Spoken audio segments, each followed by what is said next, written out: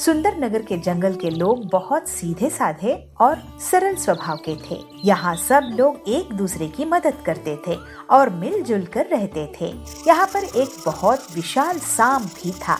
ये सांप किसी भी को नहीं खाता था, इसलिए ये सबका दोस्त था। सभी चिड़िया इसे कुछ न कुछ खाने के लिए देते थे, लेकिन पीलू के पास वो रोज आता था और उसके हाथों से वो खाना खाता था। कालू और सुंदरी को ये सांप बिल्कुल पसंद नहीं था। वे लोग इसे कुछ भी खाना नहीं देते थे। ऐसे ही एक दिन जब पीलू चिड़िया उस सांप को खाना दे रही थी, तभी वहाँ सुंदरी और कालू आते हैं। पीलू, तुम इस मोटे सांप को खाना क्यों दे रही हो? तुम्हें क्या तकलीफ है सुंदरी बहन? तुम तो इसे खाना नहीं देती हो ना? देखो पीलू, एक दिन ये सांप हम सबको नुकसान पहुंचाएगा, इसलिए कह रही हूँ इसे खाना नहीं दिया करो। वैसे भी ये इतना हट्टा खट्टा है, कहीं से भी खाना जुगाड़ कर लेगा। जंगल के लोगों के यहाँ खाना इसे क्यों खाना रहता है? सुनो कालू, सुंदरी, मैं यहाँ किसी को नुकसान पहुँचाने नहीं आता हूँ। मैं चिड़िया नहीं खाता हूँ और पीलू अपने पूर्वजों की परंपरा के अनुसार उसको जारी रख रही है। ये बहुत नेक दिल चिड़िया है। तुम्हें फ्री खाना जो दे रही है, अच्छी लगेगी ही। सुंदरी, अब मैं तुम्हारी बकवास नहीं सुनने वाली। भाग जाओ यहाँ से, नहीं तो मैं तुम्हें झाड़ू मारूंगी। ऐसा सुनकर सुंदरी और कालू वहाँ से भाग जाते हैं, लेकिन घर पहुँच के वो सोचते हैं कि सांप को कैसे भगाया जाए। वो पीलू अपने आप को क्या समझती है? पूरे गांव वालों को बिगाड़ के रख दी है। उसके पूर्वज उस सांप को खिलाते होंगे, तो हम भी खिलाए क्या? मैं उस सांप के खाने में जुलाब मिला दूंगी। उसका पेट खराब हो जाएगा तो वो खुद ही यहाँ से छोड़ के भाग जाएगा। ऐसे सोचकर दोनों पति पत्नी पीलू के घर रात में जाते हैं और सांप के खाने में जुलाब मिला देते हैं। अगले दिन सांप आता है और खाना खाकर उसकी तबीयत खराब हो जाती है। वो अब पीलू के हाथ का खाना नहीं खाता था। हे भगवान, ये कैसा अपशगुन है? मेरे पूर्वजों को मैं क्या मुंह दिखाऊंगी? मैं सांप से माफी मांगूंगी। आखिर मेरा खाना खाकर उसकी तबीयत खराब हुई है। ऐसे कहकर पीलू नदी पार करके जंगल जाती है और उसे बीमार सांप मिलता है। वो उस सांप का थोड़ा ख्याल रखती है और उसके लिए दवाइयाँ लेकर आती है। बेटी पीलू, तुम सही में बहुत नेक दिल की हो। मुझे विश्वास हो गया है कि तुमने खाने में कुछ नहीं गड़बड़ की होगी, लेकिन सुंदरी और कालू की बातें मुझे बहुत दुखी करती है। मैं अब से सिर्फ तुम्हारे लिए ही एक दिन आया करूँगा। अब तुम जाओ। पीलू वापस लौट के जंगल वालों को ये बात बताती है। कालू और सुंदरी बहुत गुस्सा करते हैं कि सांप उनके खिलाफ बोला। अगले दिन सांप आता है। सुनो जंगल वालों, नदी में बाढ़ आने वाली है। आज नदी पार करते समय मुझे उसका पानी बढ़ा हुआ दिखा। कल तक गांव डूब जाएगा। अरे झूठ मत बोलो, तुम हमें बाढ़ की खबर देकर एहसान चढ़ा रहे हो क्या, जिसे हम तुम्हें खाना खाने का बंदोबस्त करना है? हाँ, तुम जैसे सांप पर हम भरोसा क्यों करें? ठीक है, जब कल बाढ़ आएगी तब तुम दोनों पति पत्नी यहीं रहना और हम गांव वाले विशाल सांप की पीठ पर बैठकर चले जाएंगे। तुम इस सांप की मदद मत लेना। जाओ जाओ, तुम लोग भाग जाना सांप के साथ। बड़ी आई सांप के घमंड दिखाने वाली। सुबह होते ही बाढ़ के पानी गांव के जंगल में घुस जाता है और पीलू के कहने पर सभी लोग विशाल सांप के ऊपर बैठने लगते हैं। अरे बचाओ बचाओ, मैं डूब रही हूँ, बचाओ बचाओ, हमें बचाओ, बाढ़ तो सच में आ गई है। फिर पीलू और विशाल सांप उन दोनों को बचा लेते हैं और सांप उन सबको एक सुरक्षित जगह लेकर चला जाता है। देख कालू, सुंदरी, तुम्हारी बेइज्जती के बाद भी विशाल सांप ने तुम्हारी जिंदगी बचाई है। हमें माफ कर दो विशाल सांप जी, हम बहुत शर्मिंदा है। हम अब से किसी को भी नीचा नहीं दिखाएंगे और दूसरों की मदद करेंगे। फिर पीलू और गांव वाले सांप को सबकी जान बचाने का धन्यवाद अदा करते हैं और एक दूसरे की मदद करने का सिलसिला जारी रखते हैं। बाढ़ का पानी उतरने के बाद कालू और सुंदरी भी सांप को रोज खाना देते हैं। अब सब लोग मिलजुल कर रहने लगते हैं। एक गांव में पिंकी नाम की बंदरिया अपनी मम्मी चंपा लोमड़ी और पापा चिंकू हाथी के साथ रहती थी। पिंकी की मम्मी चंपा बहुत ही सुंदर थी, साथ ही वो बहुत अच्छा मेकअप करना भी जानती थी, इसलिए सभी उसकी बहुत तारीफ करते थे। पिंकी भी जब जब मम्मी को मेकअप करते देखती तो उसका भी मन मेकअप करने का करता। एक दिन जब वो बाजार जा रही थी तो उसकी मम्मी अपना मेकअप करने लगी। तब पिंकी ने अपनी मम्मी से कहा, मम्मी मुझे भी मेकअप करना है और आपके जितना सुंदर बनना है। नहीं, बिल्कुल नहीं, तुम अभी बहुत छोटी हो और छोटे बच्चों को मेकअप नहीं करना चाहिए। ये तो हम जैसे बड़े लोगों के लिए है, इसलिए कभी भी इसको यूज नहीं करना। जब बड़ी हो जाओगी तब मेकअप लगाना। पिंकी मम्मी की बात मान जाती है और उनके साथ बाजार जाती है। बाजार में पिंकी को उसकी स्कूल में पढ़ने वाली एक दोस्त मिल जाती है जिसका नाम चुनमुन खरगोशनी था। चुनमुन भी अपनी मम्मी के साथ बाजार आई हुई थी। अरे पिंकी मम्मी, आप हैं? आप तो मेकअप में बहुत सुंदर लग रही हैं। ऐसा लग रहा है जैसे कोई मैडम चली आ रही हो। अरे आप भी चुनमुन की मम्मी, इतनी भी कहाँ सुंदर लग रही हूँ मैं। नहीं पिंकी की मम्मी, आप भला की खूबसूरत लग रही हैं। लाइए मैं आपको काला टीका लगा देती हूँ, कहीं आपको किसी की नजर न लग जाए। ऐसा कहकर चुनमुन की मम्मी चुनमुन को लेकर वहाँ से चली जाती है और पिंकी अपनी मम्मी की तारीफ सुनकर बहुत खुश हो जाती है। अगले दिन चुनमुन स्कूल में अपने सभी दोस्तों से पिंकी की मम्मी के बारे में बात करती है। अरे शीमा, पता है पिंकी की मम्मी बहुत ही सुंदर मेकअप करना जानती है। कल जब हम उसकी मम्मी से बाजार में मिले तो मेरी मम्मी तो उन्हें पहचान ही नहीं पाई। ऐसा लग रहा था जैसे कोई मैडम चली आ रही हो। पिंकी तेरा अच्छा है, तेरी मम्मी कितनी सुंदर है। हाँ वो तो है, मेरी मम्मी बहुत ही सुंदर है। वैसे पिंकी, तुम्हारी मम्मी ने कोई पार्लर का कोर्स किया है क्या, या उन्हें खुद ही ये सारा मेकअप करना आता है? मेरी मम्मी को मेकअप करने का बहुत शौक है, इसलिए उन्होंने ये सब खुद से ही सीखा, किसी पार्लर से नहीं। अरे वाह, काश मेरी भी मम्मी पिंकी की मम्मी जैसी होती। सभी की बातें सुनकर पिंकी बहुत खुश होती है और घर जाकर सोचती है, मेकअप के बाद हम बहुत सुंदर हो जाते हैं ना, जैसे मम्मी हो जाती है और सभी मम्मी की कितनी तारीफ करते हैं। क्यों ना मैं भी एक बार मेकअप करके देखूं, मैं भी फिर मम्मी जितनी सुंदर हो जाऊंगी। ऐसा सोचकर पिंकी अपने कमरे से बाहर आती है और देखती है कि उसकी मम्मी रसोई में खाना बना रही है। तो वो चुपके से मम्मी के कमरे में चली जाती है और मम्मी की ड्रेसिंग टेबल के सामने बैठकर मम्मी का मेकअप इस्तेमाल करने लगती है। एक एक करके वो cream, foundation, blusher, highlighter, face powder सब लगा लेती है और फिर बारी आती है आईलाइनर की। मम्मी आईलाइनर को अपनी आंखों पर लगाती है जिससे उनकी आंखें और सुंदर हो जाती है। मैं भी इसे लगा लेती हूँ, मेरी आंखें भी बहुत सुंदर हो जाएंगी। पिंकी ऐसा सोचकर जैसे ही आईलाइनर आंखों पर लगाती है वैसे ही आईलाइनर उसकी आंखों में चला जाता है और वो अपनी आंखें मसलने लगती है और उसकी आंखों में मिर्ची लगने लगती है।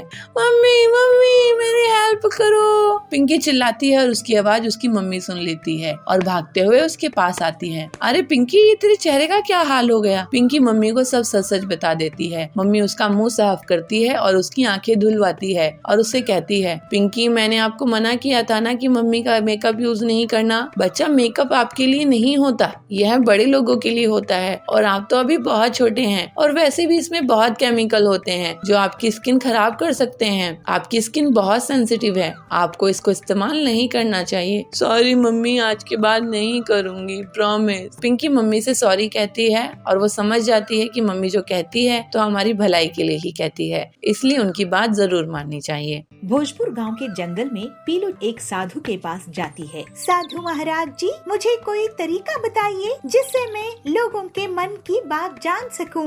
लोगों की मन की बात जानना बहुत कठिन होता है बेटी, लेकिन तुम्हें मैं एक सैनिटाइजर देता हूँ। तुम इससे जिस पर भी छिड़काओगी वो सच बोल पड़ेगा। अभी टीचर्स डे आने वाला है, मैं इससे बच्चों के मन की बात जान सकूंगी और उन्हें एक बेहतर स्टूडेंट बना दूंगी। ठीक है बेटी। अगले दिन फिर पीलू स्कूल जाती है और क्लासरूम में आती है। बंटी, तुमने होमवर्क क्यों नहीं किया है? ओ ना मैडम जी, टीचर्स डे की तैयारी कर रहा था तो टाइम कैसे निकला पता ही नहीं चला। पीलू उस पर साधु का दिया हुआ सैनिटाइजर छिड़का देती है और वो सच बोलने लगता है। मैडम जी, मैं सो रहा था, मोबाइल में गेम खेल रहा था, होमवर्क करने का मन नहीं था और टीचर्स डे कब है मुझे पता ही नहीं। अब बोले ना असली बात। बंटी को पनिशमेंट मिलती है। कालू ये सब देखकर सोचता है, मैं ये सैनिटाइजर चुरा लूंगा। कालू पीलू के बैग से चुपचाप सैनिटाइजर चुरा लेता है। फिर वो मजे लेने लगता है। वाह भाई साहब, आपके बेटे को तो बहुत अच्छी नौकरी लगी है। कालू उस पर सैनिटाइजर छिड़का देता है। मेरा बेटा आपके बेटे से ज्यादा टैलेंटेड है। आपका बेटा रिश्वत देकर नौकरी में लगा है। अरे क्या बकवास कर रही हो? और कालू हंसता है।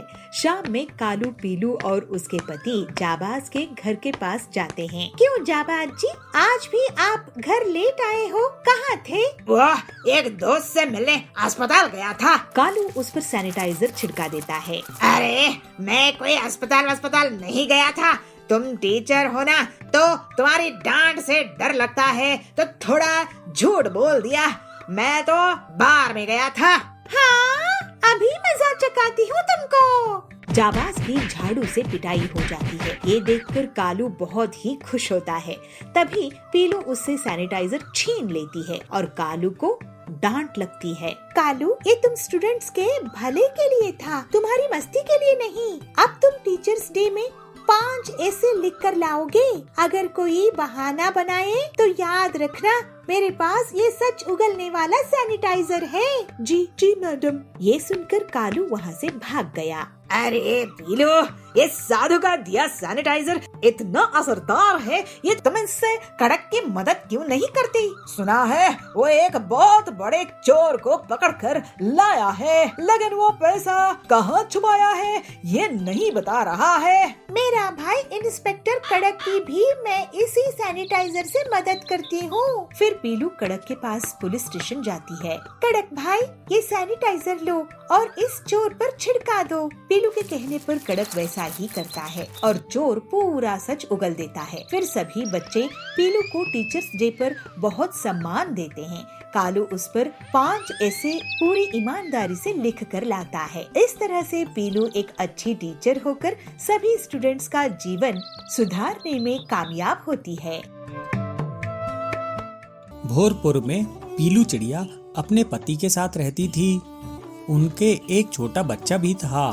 दही जमाने में बहुत अच्छी महारत हासिल कर रखी थी। उसका बनाया हुआ दही दूर दूर से पक्षी आकर खरीदते थे और उसके पति का एक डेयरी फार्म था जिसके दूध से पीलू चिड़िया दही जमाया करती थी। पीलू चिड़िया की कामयाबी से कालू कौवा बहुत चिढ़ता था और वो कुछ न कुछ मौका ढूंढता रहता था जिससे उसका धंधा खराब हो सके, लेकिन अभी तक उसे कोई कामयाबी नहीं मिली थी। काम धंधा बढ़ता देखकर पीलू चिड़िया का पति 2-4 गाय और भैंस और खरीद ले आया। एक बार हरिया तोता उसकी दुकान पर आता है। पीलू बिटिया, तुमने दही का व्यापार करके बहुत अच्छा किया है। ये कालू कौवा जो दही जमाता था वह बहुत ही बकवास होता था, कड़वा होता था। तुम्हारा दही तो लाजवाब मीठा होता है। चलो अब आधा किलो पैक कर दो मेरे लिए। ऐसा सुनकर पीलू चिड़िया बहुत खुश होती है। हरिया काका, आपकी तारीफ के लिए शुक्रिया, मैं आपको मलाईदार दही देती हूँ। कालू कौवा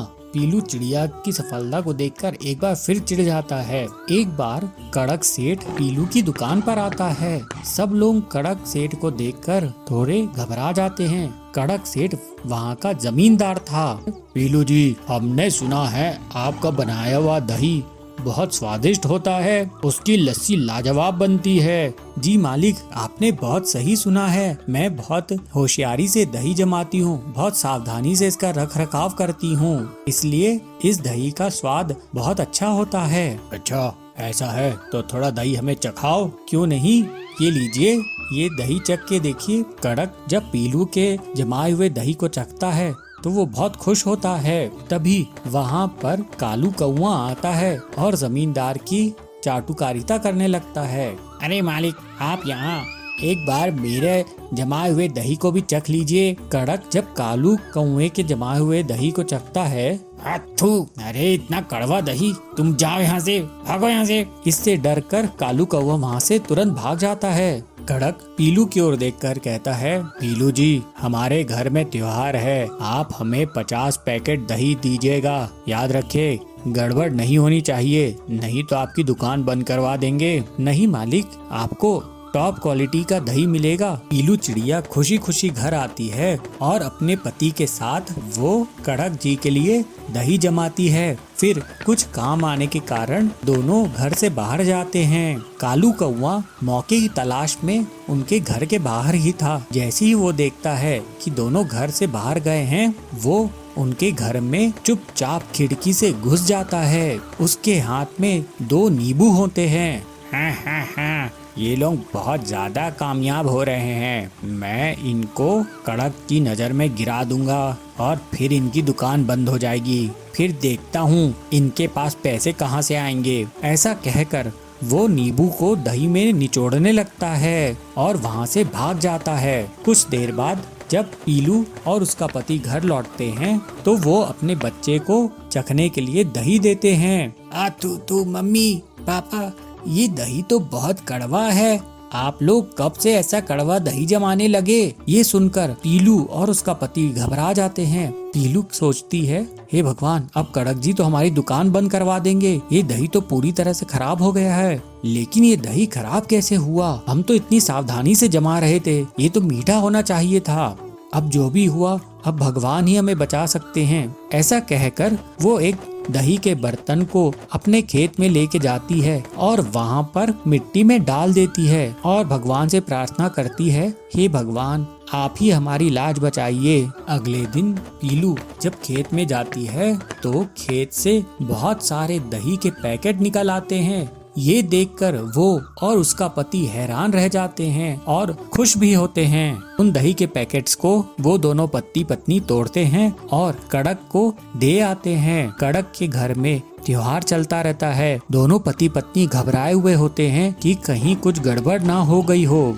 जैसे ही कड़क और उसके घर परिवार वाले दही चखते हैं तो वो पीलू और उसके पति को बहुत शाबाशी देते हैं और तारीफ करते हैं। अरे, ऐसा मीठा दही तो लाजवाब है, हमने तो ऐसा दही कभी नहीं खाया। पीलू अपने पति को देखकर मुस्कुराती है। इस तरह से कालू कौवे का प्लान फेल हो जाता है और आखिर में उसे अपनी दुकान बंद करके जाना पड़ता है। पीहू लोमड़ी और पिंकू बंदर दोनों भाई बहन हैं और शहर के एक बड़े स्कूल में पढ़ते हैं। स्कूल में उनके बहुत सारे दोस्त हैं। आज 31 दिसंबर है, इसलिए सभी बच्चे न्यू ईयर के बारे में बात कर रहे हैं। तभी टिंकू नाम का एक हाथी पिंकू से कहता है, अरे पिंकू, नए साल में तुम क्या करने वाले हो? कोई संकल्प लिया है तुमने? हाँ, मैंने संकल्प लिया है कि मैं 2023 में मन लगाकर पढ़ूंगा और खेल पर भी ध्यान दूंगा। इस साल मैं खेल में पीछे रह गया, इसलिए मेरी यही कोशिश होगी कि मैं नए साल में बैडमिंटन अच्छे से खेलूं और अपने स्कूल के लिए कोई ट्रॉफी जीत कर लाऊं। तभी पीहू भी वहाँ आ जाती है और कहती है, और दोस्तों, क्या बातें चल रही हैं तुम सबकी? आओ आओ पीहू, हम तो नए साल के बारे में बात कर रहे थे कि कौन क्या क्या करने वाला है, किसने क्या संकल्प लिया है। वैसे तुमने क्या संकल्प लिया है पीहू? मैंने संकल्प लिया है कि मैं नए साल में गरीबों की मदद करूं और अपने मम्मी पापा को खुश कर सकूं और इस बार क्लास में फर्स्ट भी आऊं। बच्चों के बीच ऐसे ही बातें चल रही थी। उसके बाद उनकी छुट्टी हो जाती है और पीहू और पिंकू अपने घर आ जाते हैं, जहाँ वो देखते हैं कि सोसाइटी के बहुत सारे लोग उनके घर पर इकट्ठा हुए हैं। मम्मी, ये सब यहाँ घर पर क्यों जमा हुए हैं? कुछ है क्या आज? हाँ बच्चों, आज न्यू ईयर की पार्टी है ना घर पर, इसलिए ये सभी आए हुए हैं। आदमी लोग घर की सजावट कर रहे हैं और हम औरतें खाना बना रही हैं। देखो, मैंने तुम्हारी पसंद का गाजर का हलवा भी बनाया है और हाँ, तुम्हारे दोस्त भी आए हुए हैं। जाओ जाकर देखो कमरे में। बच्चे बहुत खुश हो जाते हैं और अपने कमरे में जाकर देखते हैं, जहाँ उन्हें उनकी सोसाइटी के दोस्त बैठे हुए मिलते हैं और सब गुब्बारे फुला रहे थे। अरे दोस्तों, कैसे हो तुम? हम तो अच्छे हैं, तुम कैसे हो? पता है, हम कब से तुम्हारा इंतजार कर रहे हैं। चलो आओ, गुब्बारे फुलाते हैं। पिंकू और पीहू गुब्बारे फुलाते हैं। उधर सभी औरतें मिलकर खाना बना रही थी। बच्चों के पापा कह रहे थे कि सारा खाना बाहर से ऑर्डर कर लेते हैं, पर मैंने कहा नहीं, बस केक और कुछ मिठाई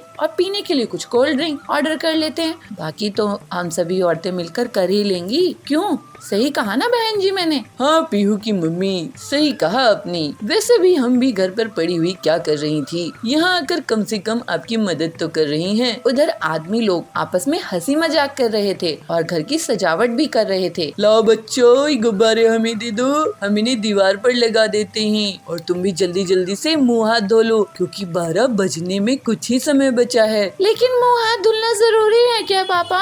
और क्या बच्चों, अभी तो आपकी सुंदर सुंदर फोटो आएगी। बच्चे मुँह हाथ धुलकर बैठ जाते हैं और 12 बजते ही मम्मी पापा सभी के साथ मिलकर केक काटते हैं और सभी में केक परोसते हैं। केक बहुत ही टेस्टी था। उसके बाद सभी मिलकर पटाखे फोड़ते हैं। पीहू और पिंकू बहुत खुश थे। पटाखे फोड़ने के बाद सभी मिलकर सफाई कर्मी, गार्ड और गरीब लोगों को उपहार देते हैं और उनसे गले मिलते हैं। इन सभी के बाद वह उन सभी लोगों की फोटो खींचते हैं। चलो चलो बहुत हो गई फोटो, अब खाना खा लेते हैं, बहुत जोरों की भूख लग रही है। अरे पापा अभी तो फोटो खींचना शुरू किया था, हमारी भी तो फोटो खींचनी है ना। फोटो तो बाद में भी खींच लेंगे, अभी खाना खा लो नहीं तो ठंडा हो जाएगा और फिर खाने में वो स्वाद नहीं आएगा। समझ गए ना बच्चों?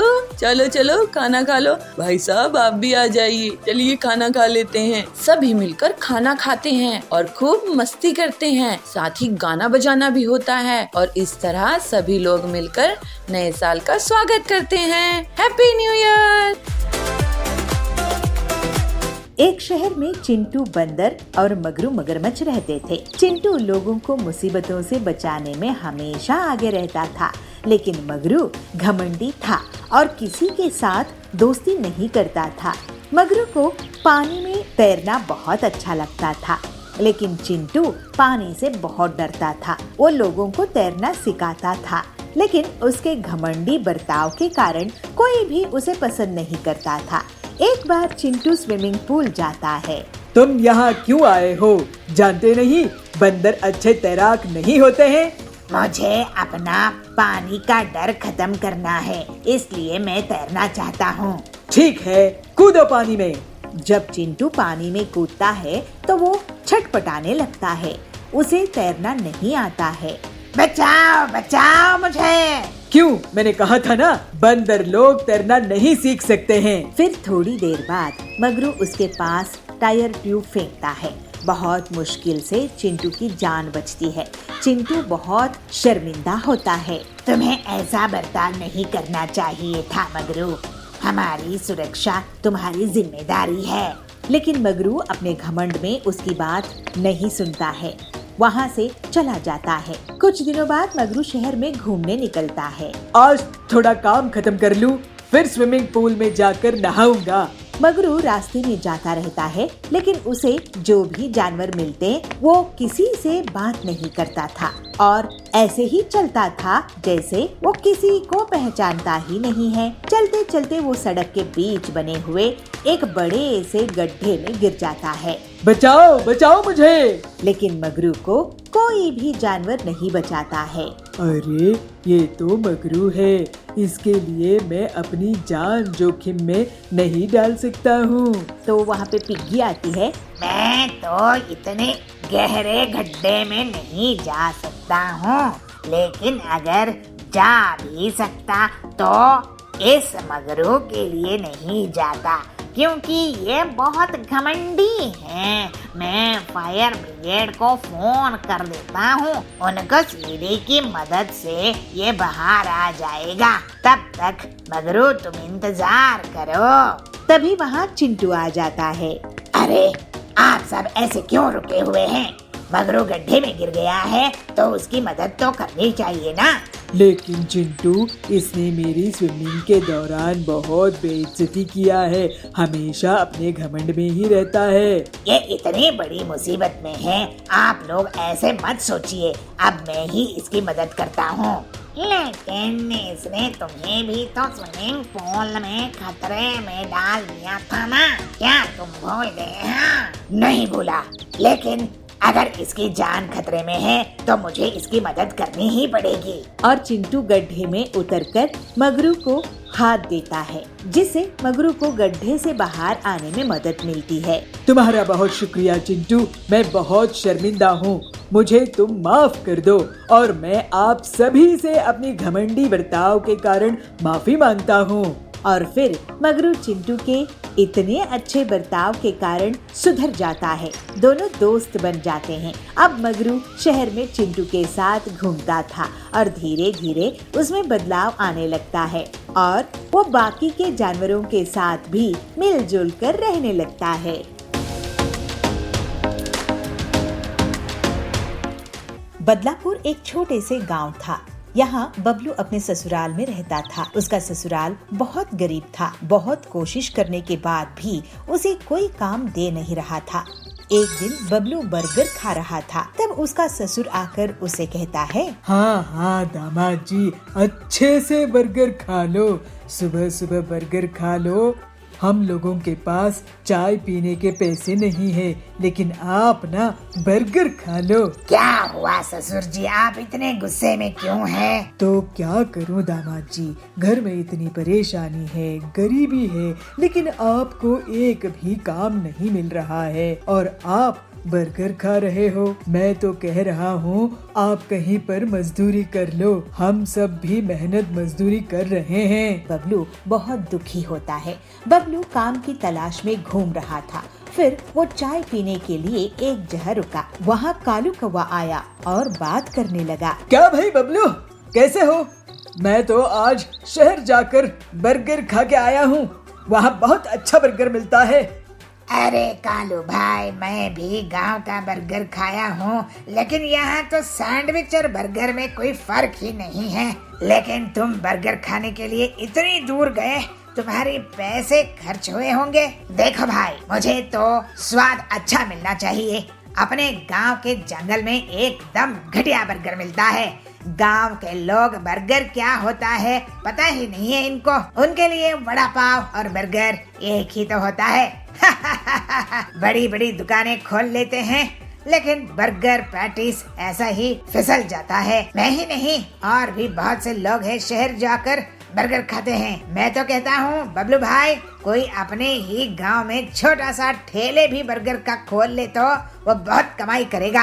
ये तो आप सही कह रहे हो कालू भाई, मैं एक बार शहर जाकर बर्गर खा के आता हूँ। उसके बाद से बबलू एक दिन शहर जाकर बर्गर खा के आता है। उसके बाद वहाँ पर खाना बनाने की किताबें पढ़ता है और उससे जल्दी ही वो सभी तरह के बर्गर बनाने सीख जाता है। शहर से वापस आकर बबलू अपने दोस्तों को बर्गर्स खिलाता है। सभी को उसके अलग अलग बर्गर्स बहुत पसंद आते हैं। ससुर जी, मैं कुछ काम शुरू करने जा रहा हूँ। क्या काम शुरू करने वाले हो बबलू जी? आप इतने टाइम शहर में क्या सीख के आए हो और पैसे जमा कर लिए हो क्या? बिना उसके तो कोई काम नहीं शुरू कर सकते। आप बस देखते जाइए ससुर जी। ठीक है, देखते हैं अब क्या कमाल करोगे। ऐसे ही एक दिन बबलू बर्गर बनाने लगता है और कालू को बर्गर खाने के लिए बुलाता है। कालू अपनी पत्नी सुंदरी के साथ बर्गर खाने के लिए आता है।